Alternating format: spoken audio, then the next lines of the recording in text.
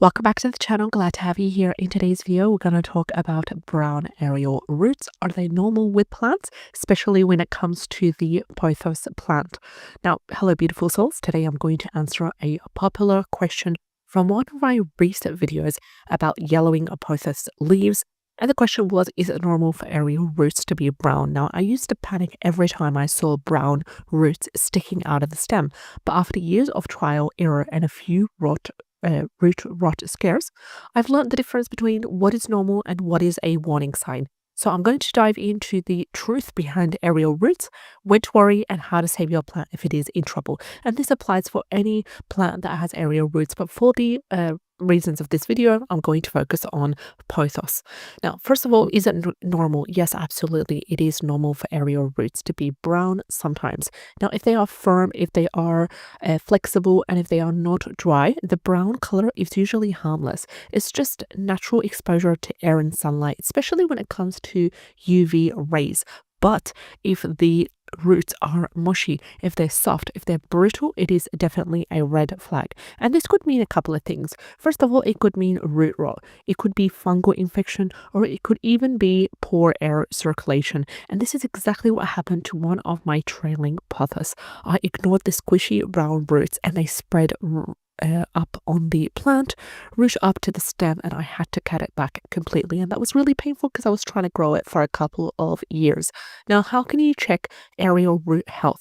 Here's a quick way you can check your aerial roots the right way, starting with a 3-step. Step 1 is visual inspection. You're going to go ahead and you're going to look for color changes. You're going to inspect the texture. Remember, healthy roots are really firm, not crumbly, and they are definitely not slimy. Also, you're going to check for a moisture balance. If they are too dry, they're cracking and they're under stress. If they are too wet, it definitely means rot. So keep the soil moist but not soggy. Also, you're going to check for nutrition.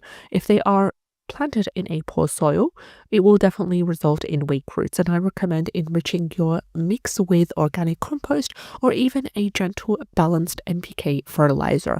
Now let's talk about what to do if they are unhealthy. If you observe and if you notice that your plant roots are rotting or they're mushy, you need to definitely go ahead and take action. It is not too late and you can still be able to save your plant. So you're going to go ahead and use a sterilized scissors or a cutting equipment. In this case, make sure that it is sterilized. You're going to prune affected roots using your sterilized scissors, and then this will be able to really help in saving your plant as quickly as possible. And then you're going to aim at improving the drainage by simply repotting into well draining soil. I also go ahead and add perlite, or if I don't have perlite on hand, I use coconut coir for airflow. And as a optional step, step 3, this is optional, but it really does help. You're going to use a natural fungicide. My favorite is neem oil. You can check out my DIY recipe in the description box below this video.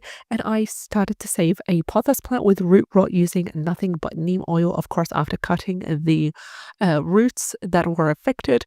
And also a lot of patience as well, and it came back even stronger. Now I just put it under the grow light after cutting out the roots, adding some neem oil in there, and I just didn't think again. I was like, you know what, I'm not going to focus too much on it.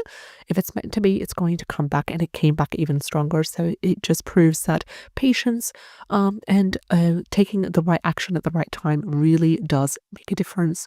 Also, don't forget about soil aeration. It's really important because poor air circulation will always result in sad roots, and make sure that the soil around your plant is not too compacted. If it is, loosen it occasionally with a fork, or even avoid pressing down when you are watering, because roots, they need to breathe as well. And if the issue keeps on coming back, you can go ahead and take a clear photo of it, send it to me, or even visit your local garden center expert, and they can give you advice that is customized to a specific plant and environment as well. If you send me the photo with any details that I need to know, I can also help you with whatever I can distantly as well. So yes, brown aerial roots, they can be normal, but they're also a silent warning and they can be a silent killer as well of your plants. So check the texture, adjust the watering and soil, prune when needed, and never ever ignore your plant's signals. And if this has helped you in any way, make sure you subscribe, you tap the bell icon, you leave a emoji or a comment if you have ever had root drama of your own. And don't miss out on the next video where I share how to revive root-bound plants the easy way. Take care, and I'll see you in the next video. All the best.